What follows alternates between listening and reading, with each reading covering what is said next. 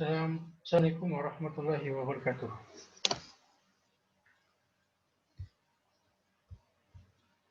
Bismillahirrahmanirrahim. Alhamdulillahirrahmanirrahim. Wassalatu wassalamu ala asyrafil anbiya'i wal mursalin sayyidina wa nabiyyina Muhammad wa ala alihi washabbihi ajmain. Amma ba'du. Alhamdulillah, hari ini kembali lagi kita bisa bertatap muka di video kali ini,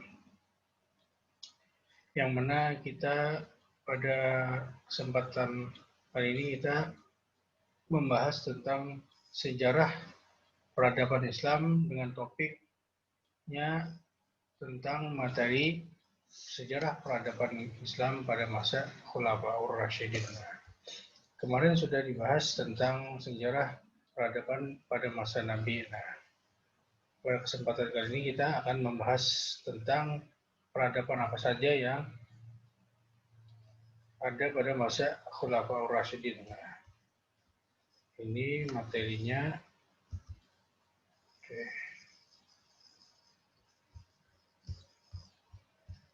Ini ada materinya tentang peradaban pada masa Khulafaur Rasyidin. Oke. Bismillahirrahmanirrahim. Kita harus mengetahui dulu apa itu yang dimaksud dengan Khulafaur Rasyidin.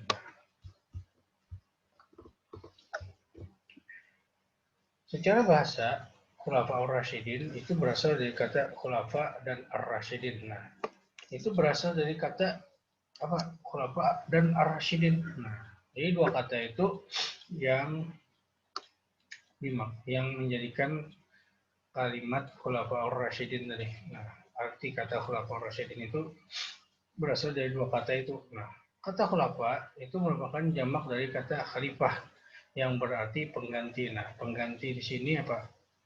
Pemimpin lah. Kemudian sedangkan kata ar-rasyidin artinya yang mendapat petunjuk. Nah,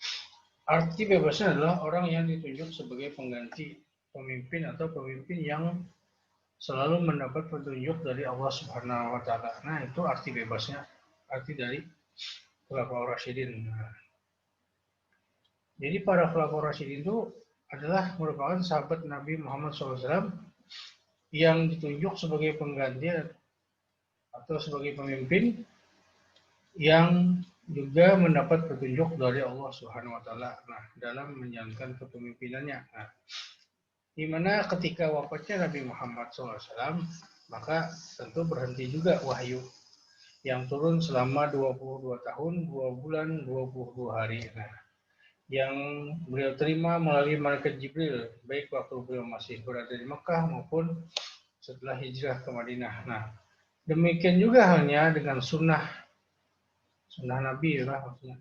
Maka itu berakhir pula dengan meninggalnya Rasulullah SAW. Nah, namun sunnah itu tetap jalan meskipun berakhir ketika wafatnya Nabi lah. Ketetapan dari sunnah ya. Nah, kata khalifah itu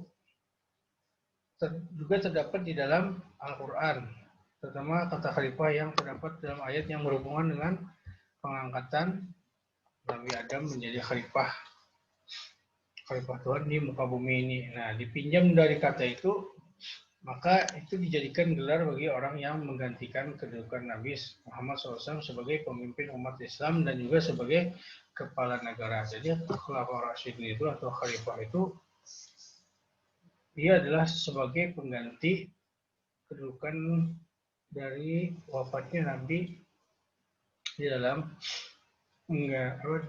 kepemimpinan Islam. Nah, jadi khalifah itu ditunjuk sebagai pengganti untuk memimpin umat Islam baik dari segi kepemimpinan dalam segi agama maupun pemerintahan. Nah, oke, lanjut. Adapun sifat-sifat yang dimiliki para khalifah itu, Khulafaur Rasyidin itulah, Khulafaur Rasyidin, manhaj nubuwah. Itu diantaranya adalah arif dan bijaksana. Nah, kemudian berilmu yang luas dan mendalam tentulah. Kemudian berani bertindak. Nah, berani bertindak itu artinya penuh dengan tanggung jawab, bukan dengan nafsu. Kemudian berkemauan yang keras, artinya totalitas komitmennya. Kemudian penuh dengan berwibawa, jadi khalifah itu tentu orang-orang yang memiliki kewibawaan lah. Kemudian mempunyai sifat yang belas kasihan dan kasih sayang kepada masyarakat, manusia, dan umat Islam pada khususnya. Berilmu agama yang amat luas serta melaksanakan hukum-hukum Islam. Nah, itu sifat-sifat yang dimiliki oleh Khulafaur Rasyidin. Nah, itu jadi sebagian dari sifat-sifat, banyak lagi sifat-sifatnya. Itu hanya sebagian lah.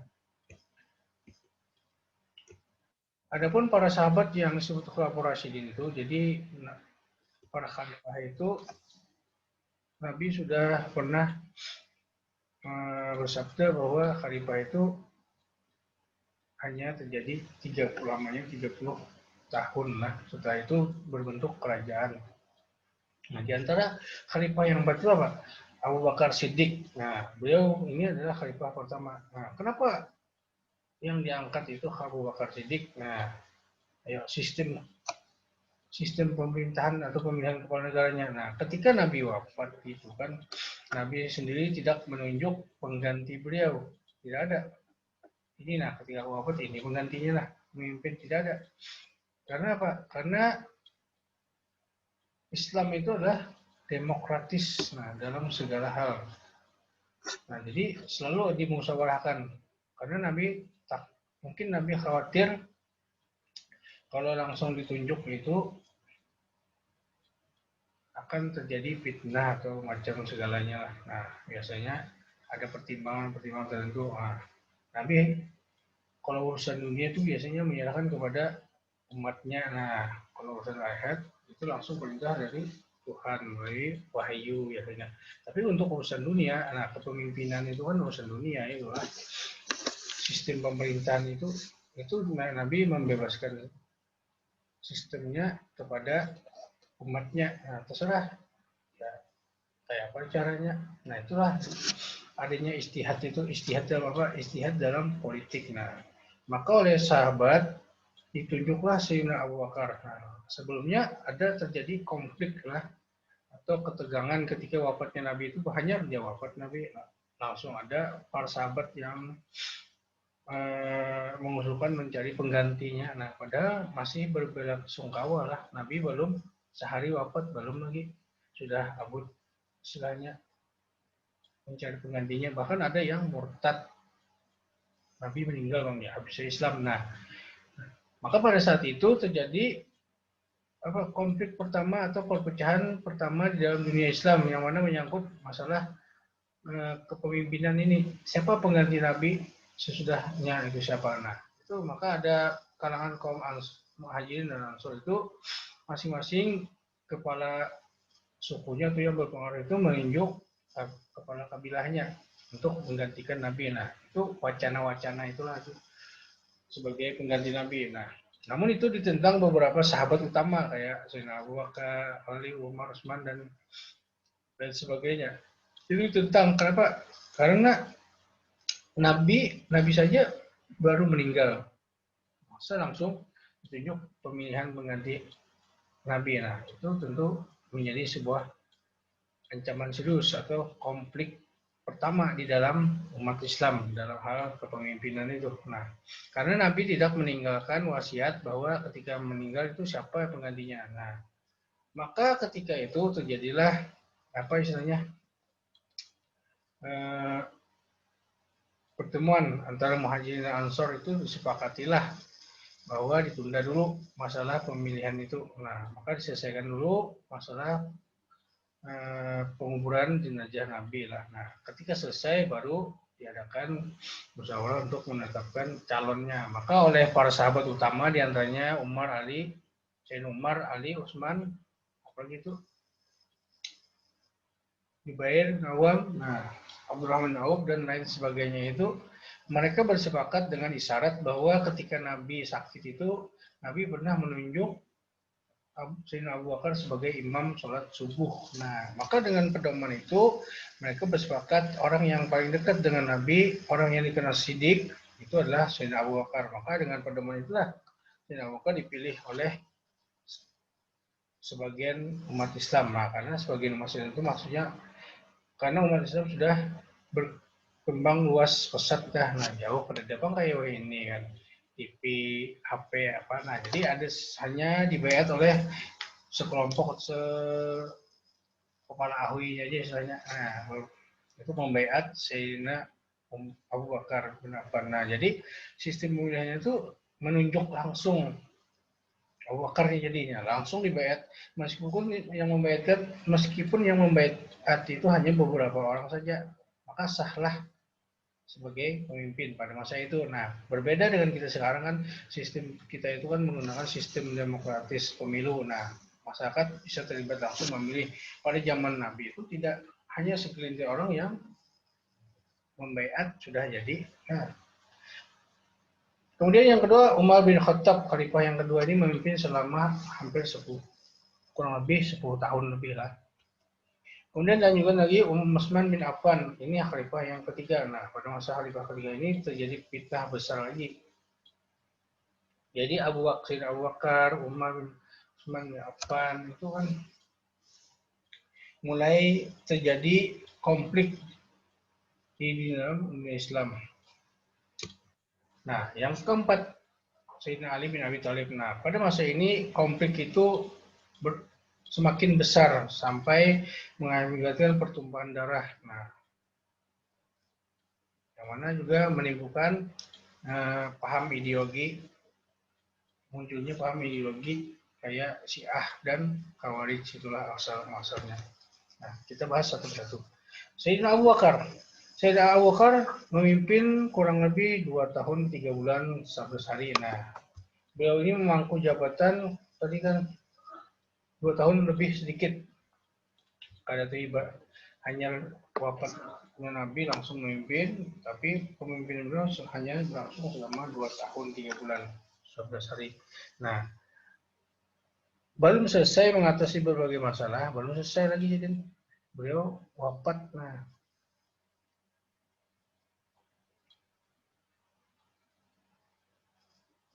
jadi meninggal beliau lebih kurang 15 hari sakit pada usia 63 tahun. Nah, ini sama umurnya kayak Nabi. Ini wafat sakit juga. Jadi sebelum Sidin wafat tuh beliau menunjuk pengganti Sidin siapa? Sayyidina Umar. Nah, karena beliau khawatir ketika wafatnya Nabi itu kan terjadi konflik kepemimpinan. Nah, siapa penggantinya? Maka oleh Khalifah Abu Bakar tuh beliau memiliki keinginan tersendiri, mempunyai gagasan tersendiri bahwa penggantinya ini perlu ditunjuk dulu karena beliau memimpin kurang lebih 2 tahun saja.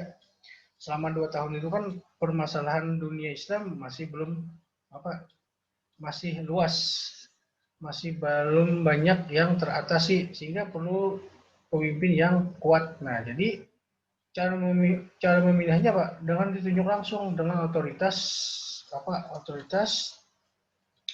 khalifah tadi.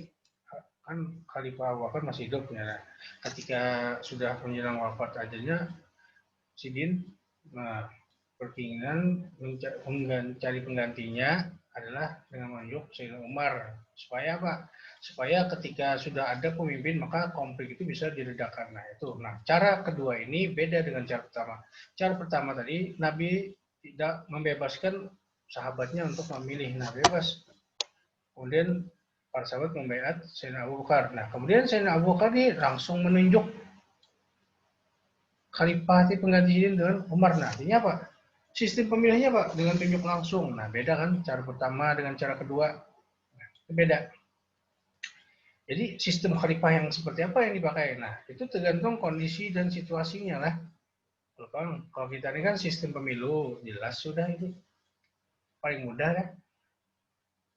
Karena apa? Anak memilih, kalau senang pilih, kalau tidak senang jangan pilih. Nah, kalau zaman sahabat itu mungkin hanya beberapa orang saja yang membaiat, maka jadilah khalifah. Senang tidak senang, maka kita harus ikut juga taat kepada pemimpin itu. Nah, adapun kepemimpinan Sayyidina Abu Bakar itu pada masa itu ada terjadi konflik dalam hal sosial politik. Nah, pasca wafatnya Nabi. Nah, di antaranya adalah riddah, gerakan pengingkaran terhadap Islam atau murtad. Nah, maka Sayyidina Abu Bakar itu bersama para sahabat memerangi kaum riddah ini yang murtad tadi. Kemudian munculnya nabi-nabi palsu. Nah, di antaranya Aswad Ansi di Yaman, kemudian Musailamah Al-Kadzab, Tulaihah dan Sajjah Ibnu Haris, seorang wanita dari Arab Tengah. Nah, jadi Nabi hanya wafat, hanya wafat sudah ada dan mengaku Nabi. Padahal sudah jelas kan Nabi itu kan penutup para Nabi. Nah, kemudian memerangi orang yang menolak membayar zakat. Jadi ada orang yang menolak membayar zakat, sugih nih. Sugih ya, tapi menolak membayar zakat. Nah, itu diperangi oleh Sayyidina Abu Bakar. Lanjut. Kemudian pada zaman Sayyidina Abu Bakar ini sudah ada perkara baru. Nah, perkara baru apa? Tentang usulan penulisan Al-Quran. Yang mana yang mengusulkannya adalah Sayyidina Umar bin Khattab dan pelaksananya adalah Zaid bin Sabit. Kenapa diusulkan penulisan Al-Quran atau kodifikasi Al-Quran? Karena pada masa Perang Yarmouk itu para sahabat penghafal Al-Quran banyak yang meninggal, di antaranya 70 sahabat penghafal Al-Quran itu banyak meninggal. Maka Sayyidina Umar ini khawatir nanti kalau Al-Quran yang sudah turun ini hilang dengan wafatnya para sahabat yang hafal Al-Quran itu, maka digagaslah penulisan Al-Quran. Nah, pada masa Abu Bakar ini, Abu Bakar pun asalnya menolak karena apa? Ini perkara bid'ah, yang perkara baru yang tidak ada perintahnya dari Nabi. Nah, Nabi nggak ada yang menyuruh, Nabi nggak ada zaman Nabi ya Sayyidina Abu Bakar. Ini bid'ah nih, lalu dia Sayyidina Umar, ini bid'ah yang baik. Kenapa? Karena ada manfaatnya dengan ditulisnya Al-Quran itu, maka Al-Quran itu terpelihara dari kemusnahannya, meskipun secara hakikat yang menjaga itu tentu hanya Allah lah. Nah, hakikat. Tapi kita ada ikhtiar-ikhtiarnya dalam menjaga Al-Quran itu sendiri. Nah, diantaranya dengan melaksanakan atau melakukan kodifikasi Al-Quran, penyusunan Al-Quran atau penulisan Al-Quran. Nah, berkat Sayyidina Umar ini maka terbentuklah tim penulis Al-Quran. Nah, maka jadilah Mus'haf Abu Bakar, Al-Quran dengan nama Mus'haf Abu Bakar. Kemudian adanya ekspansi ke Irak. Nah, ekspansi ke Irak ini pada masa Abu Bakar ini melakukan perluasan dengan menaklukkan Hirah dipimpin oleh Musanna dan Khalid bin Walid. Nah, jadi ini perluasan daerah Islam. Asalnya di Arab Makkah aja, lalu mulai mengekspansi ke Irak. Nah, karena Irak itu kan dikuasai oleh Persia asalnya. Persia tidak mau mengakui kekuasaan Islam, maka dilakukanlah penaklukan. Kemudian ekspansi lagi ke Syria yang dikuasai oleh Romawi. Nah, jadi Romawi itu yang menguasai Syria atau sekarang ini namanya Suriah. Nah, yang mana panglimanya itu siapa? Abu Sufyan, Amr bin As dan Surabil. Nah, itulah diantara peradaban yang ditinggalkan pada masa Sayyidina Abu Bakar. Kemudian Sayyidina Umar melanjutkan kepemimpinan Sayyidina Abu Bakar, yang mana beliau ini menggantikan Sayyidina Abu Bakar adalah orang yang pertama bergelar Amirul Mukminin, pemimpin orang-orang beriman. Nah, jadi Sayyidina Umar ini mendapatkan gelar atau memiliki gelar, bukan lagi sebagai khalifah Ar-Rasyidin, tapi beliau mengganti namanya atau mengganti gelarnya dengan Amirul Mukminin. Nah, orang-orang yang beriman. Khalifah Umar ini memimpin selama 10 tahun, nah, lebih lama dari Sayyidina Abu Bakar. Dan pada masa ini ada banyak hal kemajuan, di antaranya dalam bidang agama, politik, ekonomi, dan kebudayaan. Adapun beliau wafat itu Disebabkan ketika waktu akan salat subuh ditikam oleh budak Persia bernama Fairuz atau Abu Lu'lu'ah. Nah, Abu Lu'lu'ah ini ada dendam dengan Sayyidina Abu Bakar. Lalu ketika sholat, nah jadi sudah zaman dulu juga lah, budaknya ini sembahyang juga, nyumpet juga. Nah ini orang Islam juga ya, yang membunuh. Jadi sempat ketika ditikam itu kan sujud, sampai sujud, jadi merasakan sakitnya tikaman itu, artinya apa, sholat sidin itu khusyuk. Nah, setelah 3 hari baru beliau meninggal lah, nah, sakit tuh. Lalu digantikan Sayyidina Utsman dengan yang mana beliau menunjuk 6 tim, aslinya 6 tim formatur pemilihan kepala negara ya, atau pemimpin. Jadi tunjuk sendiri 6 formatur tuh. Ali, Utsman, Zubair, Abdurrahman bin Auf, Zaid bin Sabit kan. Nah, ada 6 orang itu, Talhah. Nah, itu yang menjadi tim formatur untuk menentukan jabatan pengganti khalifah selanjutnya. Nah, ini beda lagi Sayyidina Umar nih. Tadi kan Abu Bakar menunjuk langsung, menunjuk dengan Sayyidina Umar. Tapi Sayyidina Umar ini beliau menerapkan sistem penggantinya beda lagi dengan memilih tim formatur. Kalau sekarang ini istilahnya kayak KPU lah, nah modelnya apa? Nah, secara apa, politiknya kan beda, secara politik atau sistem pemerintahan. Masing-masing khalifah memiliki cara berbeda atau cara pandang dalam hal mencari penggantinya. Nah, pengganti kepemimpinan itu, nah beda-beda. Nah, itu yang harus dipahami lah. Jadi ada asal khalifah aja ada. Tentu ada pertimbangan-pertimbangan yang perlu diperhatikan dalam penentuan khalifah itu. Lah, khalifah itu pengganti lah, bukan sistemnya. Nah, orangnya, kalau sistemnya itu istihad bagian dari istihad politik. Terserah aja sistemnya kayak apa kan, bentuknya kerajaan enggak, negara, republik. Nah itu sistem. Tapi kalau khalifahnya itu orangnya, orang yang memimpin itu namanya khalifah pengganti. Kalau di bahasa Arab, kalau sekarang tuh namanya ada yang perdana menteri, raja, presiden. Nah itu yang dinamakan khalifah. Pada masa ini, Umar bin Khattab ini terjadi pengembangan wilayah, diantaranya perluasan sampai ke Jazirah Arab, Persia, Syria, Palestina, dan Mesir. Nah, sudah sampai mencakup wilayah Afrika Utara lah. Kemudian kemajuan peradaban ini diantaranya adalah Sayyidina Umar itu pelopor dalam hal administrasi pemerintahan. Nah, di mana beliau membentuk dewan-dewan seperti Dewan Al-Jundiyun. Nah, angkatan bersenjata ini dibentuk. Kemudian Baitul Mal, adanya Baitul Mal atau sendiri istilahnya itu bank. Nah, kemudian Hisbah, pengawas pasar. Nah, ada juga pasar itu diawasi dewan pengawasnya.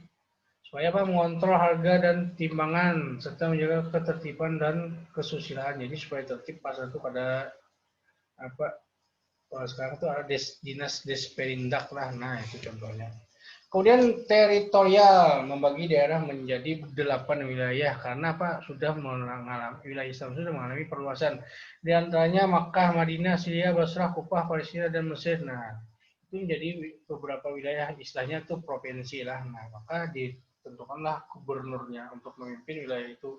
Karena pada masa itu tidak ada apa, komunikasi yang canggih lah. Maka untuk keberlangsungan pemerintah itu ditunjuklah wakil-wakil di masing-masing daerah. Nah, kemudian produk hukum, maka dibentuklah lembaga hukum pengadilan. Jadi beliau ini memisahkan kekuasaan eksekutif dan legislatif serta lembaga kepolisian dan membentuk kantor pos. Jadi ada lembaga hukumnya, nah, antara eksekutif dan legislatif dipisah. Jadi beliau sebagai kepala negara itu eksekutif, kemudian yang mengurusi pengadilan itu apa, hukum-hukum itu legislatif lah. Kemudian mengangkat surah komisi pemilihan. Nah, jadi kan juga Pak, sebelum beliau wafat, beliau mengangkat komisi pemilihan KPU isinya terdiri dari 6 orang, Utsman, Ali, Talhah, Zubair bin Awam, Sa'ad bin Abi Waqqas, dan Abdullah. Nah, itu diangkat 6 formatur. Kemudian bidang intelektual meminta Ali membentuk dasar gramatika bahasa Arab. Jadi ada sudah tata bahasa Arab, istilahnya nahwu lah. Nah, gramatika bahasa Arab. Nah, supaya apa? Supaya ada pedoman dasar dalam apa? Pembaca bahasa. Nah, logat dalam bahasa Arab itu supaya pas dengan standar yang ditentukan kehalifahan Umar itu. Kemudian ditetapkannya kalender Hijriah dan mencetak mata uang. Nah, jadi kalender Hijriah itu ditetapkan pada masa Sayyidina Umar. Nah, itu sumbangsihnya. Makanya ada tahun Hijriah. Dan pertama kali juga dicetak mata uang. Ada alat tukarnya mata uang secara resmi yang berstempel apa kehalifahan misalnya. Kemudian setelah wafatnya Sayyidina Umar, maka digantikan oleh Sayyidina Utsman bin Affan. Beliau ini memimpin selama 12 tahun, yang mana kepemimpinan beliau ini terbagi menjadi dua. 6 tahun pertama itu disebut masa kejayaan, adanya Jatis Sawari. Nah, peperangan tiang kapal yang terjadi di Laut Merah dekat kota Iskandariah dengan pimpinan Abdullah bin Abi Sarah dengan 200 kapal dan kaum Romawi di bawah komando Kaisar Konstantinopel 800 kapal. Jadi pada tahun 6 tahun ini terjadi pertempuran dengan bangsa Romawi lah. Nah, di mana di Laut Merah dekat kota Iskandariah. Nah, peperangan ini dimenangkan oleh orang Islam. Kemudian 6 tahun kedua, masa yang buruk. Kenapa? Sistem pemerintahan nepotisme. Nah, oleh sebagian sahabat, Sayyidina Utsman ini sudah melanggar, nah istilahnya Pak, pemerintahan yang bersih. Nah, karena Pak, pada masa 6 tahun setelahnya itu kan, beliau mengangkat banyak kerabat-kerabatnya yang menjadi pejabat negara. Nah, kayak Umayyah di Syria. Nah, tentu Sayyidina Utsman itu tidak sembarangan mengangkatlah. Ada sebagian ayat itu dianggap sebagai nepotisme. Nah, itu bagian dari fitnah terhadap Khalifah Utsman bin Affan. Mungkin ada maksud tertentu, misalnya lah kenapa Sayyidina Utsman itu mempercayakan kepada keluarganya dalam hal pembagian kekuasaan pemerintahan misalnya. Di daerah Islam itu kan sudah mencakup luas wilayah Afrika. Maka tentu diperlukan orang-orang yang dipercaya. Nah, mungkin itu latar belakang kenapa Sayyidina Utsman itu mempercayakan kepada keluarganya, karena yang dipercayanya adalah keluarganya misalnya, karena itu salah satunya lah mungkin. Sehingga gara-gara itu terjadi fitnah yang menyebabkan beliau terbunuh oleh kaum pemberontak dari Mesir, Irak, dan Arab. Jadi kaum pemberontak Mesir, Irak, dan Arab ini kecewa dengan kepemimpinan Sayyidina Utsman itu, lalu demo mereka selama 40 hari sampai tidak puas, merasa tidak puas, maka mereka mengepung rumah Sidin. 40 hari kepung rumah Sidin berapa? 80 atau 70. Nah, dipenggal kepala. Ayo, itu terjadi pembunuhan pertama terhadap kehalifahan, pembunuhan langsung ya istilahnya. Yang sebelumnya kan Umar sudah dibunuh juga, namun ditikam di belakang, ucapan pembunuhan, meninggal 3 hari. Nah, Sayyidina Utsman ini langsung dikepung. Nah, demo pertama di dalam pemerintahan Islam itu terjadi pada masa Sayyidina Utsman, yang mana orang-orang yang demo ini termakan isu fitnah yang mengatakan Sayyidina Utsman itu berlaku tidak adil, nepotisme, dan lain sebagainya. Nah, itu yang menyebabkan fitnah itu menyebabkan terjadinya pembunuhan kepada Sayyidina Utsman bin Affan. Nah, itulah pertama kalinya demo di dalam dunia Islam yang menyebabkan matinya atau terbunuhnya seorang pemimpin Islam yang jahid, alim, sugih, dermawan. Nah, yang dijamin masuk surga oleh Nabi, namun oleh sebagian kelompok Islam yang garis keras, misalnya kecewa. Nah, itu gara-gara fitnah ya. Karena orang-orang munafik yang mengadu domba masuk, sehingga terbunuhlah khalifah ketiga Sayyidina Utsman bin Affan. Maka pembunuhan itu menjadi bencana terbesar Islam setelah wafatnya Nabi lah. Adapun peradaban yang ditinggalkan pada masa Sayyidina Utsman itu diantaranya adalah adanya kembalinya penulisan Al-Quran atau istilahnya kodifikasi Al-Quran. Nah, yang mana pada Sayyidina Utsman ini dibentuk kembali tim penulis, yang dipelopori oleh bin Sabit. Nah, sehingga jadilah tulisan Al-Quran itu berupa mushaf yang diberi nama mushaf Utsmani. Supaya apa? Karena Sayyidina Utsman ini khawatir logat dialek bacaan-bacaan umat Islam pada masa itu tidak ada standarnya nggak ada sesuai dialek masing-masing daerah, logatnya masing-masing. Jadi perlu di standarisasi sesuai pedoman misalnya yang ditetapkan oleh khalifah. Nah, maka ditulislah mushaf Al-Quran sebanyak empat mushaf buku istilahnya kitab. Nah, maka 4 itu dibagi ke daerah, ada sebagian Irak, Syria, sebagian Mesir, dan di tangan Sayyidina Utsman partirnya. Itulah yang jadi patokan nanti pedoman dalam penyusunan Al-Quran selanjutnya. Nah, kemudian membangun infrastruktur kota. Nah, sudah mulai maju, infrastruktur kota sudah mulai berkembang pesat. Sudah ada bangunan yang megah, misalnya beton. Nah, megah sudah. Kemudian perlindungan teritorial dan perluasan teritorial. Jadi ketika sudah memiliki kekuasaan yang penuh dan luas, maka negara-negara atau daerah-daerah yang dalam penaklukan Islam yang mengakui kedudukan Islam, maka itu dilindungi, misalnya dari non-Muslim misalnya.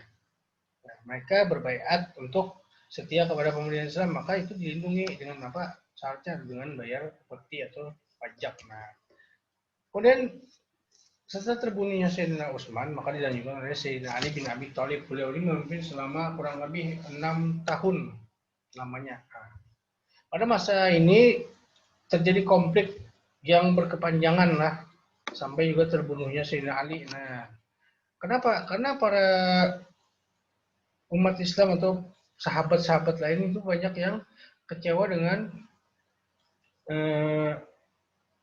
istilahnya kecewa kepada Sayyidina Ali yang kurang tegas terhadap pelaku pembunuh Sayyidina Utsman. Terutama pihak keluarga Sayyidina Utsman menuntut balas kematian Sayyidina Utsman itu belum terpenuhi, sehingga menjadikan konflik ini semakin meruncing atau semakin besar. Nah, sehingga lahirlah oposisi. Nah, diantaranya terjadi perang Jamal itu kan antara Sayyidina Ali dengan Aisyah, Talha, Zubair, sampai itu kan terjadinya perang Jamal, kayak onta lah. Nah, itu karena fitnah juga itu. Kemudian proses pemilihan dan pengambilan hak Khalifah Ali ini tidak seluruh amir mendukung Ali. Amir itu maksudnya seluruh gubernur, yang ada 8 gubernur itu kan. Nah, itu sebagian ya yang mendukung, sebagian yang tidak, terutama yang di bagian Syria. Nah, itu Muawiyah itu tidak mendukung. Nah, kebijakan Ali. Nah, kebijakan pemilihan Ali ini terjadinya penggantian gubernur era Utsman. Nah, yang mana pejabat-pejabat yang dianggap nepotisme pada masa Sayyidina Utsman itu dipecat itu. Nah, itu yang menyebabkan tambah lagi konflik umat Islam, konflik sesama umat Islam. Nah, itu sudah zaman dulu juga lah. Konflik itu pada zaman ini, zaman Islam. Memang sudah masanya itu lah. Kemudian konflik politik umat Islam dipicu oleh pengikut Utsman yang dipelopori oleh Sayyidina Muawiyah. Nah, maka terjadilah perang Siffin, yang mana perang di antara Ali Sayyidina Muawiyah, yang mana tidak ada, yang mana asalnya dimenangkan oleh Sayyidina Ali, namun dengan politik muslihatnya Muawiyah ini melakukan istilahnya politik muslihat. Nah, maka terjadilah peristiwa arbitrase atau tahkim, dan dampaknya adalah penyelesaian oleh 2 orang penengah ini dilakukan atau ditunjuk. Nah, 2 orang untuk menjadi penengah. Itu dinamakan peristiwa arbitrase atau tahkim. Ali diwakili oleh Sayyidina Abu Musa. Kemudian Muawiyah diwakili Amr bin As. Nah, Amr bin As ini orang yang paling pandai, cerdik lah. Nah, itu. Maka peristiwa Jamal ini dimenangkan oleh Sayyidina Muawiyah. Nah, karena dengan berkat kecerdikan Amr bin As, yang mana pada saat itu perjanjiannya adalah harus menurunkan dulu kedudukan khalifah. Maka oleh Abu Musa ini kan tokoh senior paling tua, istilahnya paling alim, maka beliau diminta menurunkan khalifah. Diturunkanlah Sayyidina Ali sebagai orang biasa, kada lagi berkedudukan sebagai khalifah. Nah, itu pintarnya Amr bin As tadi, wakil dari Muawiyah, karena merasa ujar Sidin, karena kosong kepemimpinan maka perlu diangkat pemimpin yang baru. Nah, gimana istilahnya? Sidin tuh bang Abu Musa ini kan, terpaksa istilahnya. Lalu Amr bin As mengangkat Muawiyah. Nah, itu hasilnya kada adil jadinya. Nah, itu sehingga gara-gara tahkim itu muncullah firqah di dalam Islam. Di antaranya munculnya Syiah dan kaum Khawarij. Nah, dengan gara-gara terjadinya peristiwa arbitrasi itu, maka muncullah golongan yang kecewa, yang keluar dari golongan Ali yang dinamakan Khawarij. Khalid inilah yang kelompok Khalid inilah yang membunuh atau berencana membunuh Sayyidina Ali, Muawiyah, kemudian Amr bin As. Namun Muawiyah dan Amr bin As selamatlah karena mereka ketika subuh itu pada turun ke masjid, sedangkan Sayyidina Ali turun ke masjid. Nah, Sayyidina Ali dibunuh oleh Ibnu Muljam. Beliau ini Ibnu Muljam ini pada masa Nabi itu kan dikenal dengan sahabat yang paling kuat ibadahnya, hafal Quran, rajin puasanya. Nah, tapi apa? Karena beda pandangan politik. Ya, sebenarnya pandangan politik ialah menganggap Ali ini sesat dan halal darah, maka terjadilah pembunuhan itu. Padahal Sayyidina Ali ini kan orang yang dijamin masuk surga oleh Nabi, karena percaya dengan perkataan Nabi. Nah, maka ketika orang yang tidak percaya dengan perkataan Nabi, jelas murtad sebenarnya itulah. Nah, murtad padahal. Tapi kenapa Ibnu Muljam ini melakukan pembunuhan? Nah, artinya tergelincir juga akhirnya, meskipun ahli ibadah tergelincir. Nah, hayatnya tergelincir lah. Kemudian Hasan anaknya Sayyidina Ali itu mengambil alih kursi khalifah kurang lebih 5 bulan. Nah, tentaranya kemudian dikalahkan di Suriah, pendukungnya di Irak, kemudian meninggalkannya, kemudian terjadi perjanjian Amul Jamal. Nah, Sayyidina Hasan inilah yang menjadi penengah perselisihan itu. Nah, beliau menyerahkan kekuasaan kepada Muawiyah. Ini yang dikenal dengan tahun Amul Jamaah, tahun perdamaian. Itu terjadi pada tahun atau pada bulan Rabiul Tsani 40 Hijriah. Nah, 40 Hijriah. Adapun kemajuan yang dicapai pada masa Khalifah Ali ini diantaranya munculnya seni sastra dan bangunan, misalnya seni bangunan sipil seperti pembuatan gedung. Nah, itu melanjutkan program pemerintahan pada masa Khalifah sebelumnya lah. Nah, kemudian seni bangunan agama. Nah, adanya campuran arsitek pembangunan masjid itu adalah campuran arsitek Persia, karena pusat pemerintahan Sayyidina Ali itu berada di Baghdad lah, karena Baghdad itu terkenal dengan rasanya kerajaan Persia itulah. Kemudian seni bangunan militer. Nah, seni bangunan militer seperti pembangunan benteng pertahanan. Jadi Sayyidina Ali itu pada masa Sayyidina Ali dibangunlah benteng pertahanan. Nah, itu ada tuh benteng pertahanan. Ya. Oke, sekian demikianlah materi yang bisa Bapak sampaikan pada kesempatan kali ini. Mudah-mudahan apa yang disampaikan tadi ada manfaatnya. Mohon maaf jika ada kata-kata yang kurang berkenan, kurang bisa dipahami. Mohon maaf, minta halal, minta ridho. Semoga ada manfaatnya bagi kita semua. Wabillahi taufiq wal hidayah. Wassalamualaikum warahmatullahi wabarakatuh.